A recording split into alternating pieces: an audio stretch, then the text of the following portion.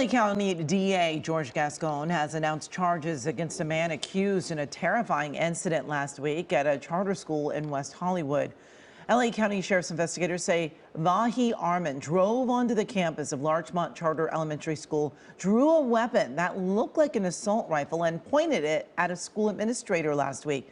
He's been charged with assault with a deadly weapon and bringing a weapon onto school grounds. An investigation showed the weapon was actually a pellet gun, but the DA says threats like these need to be taken seriously.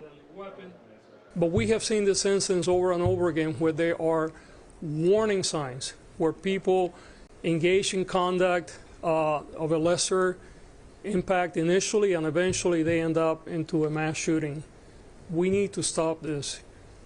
Both charges are felonies with a maximum sentence of 7 years in prison if he's convicted.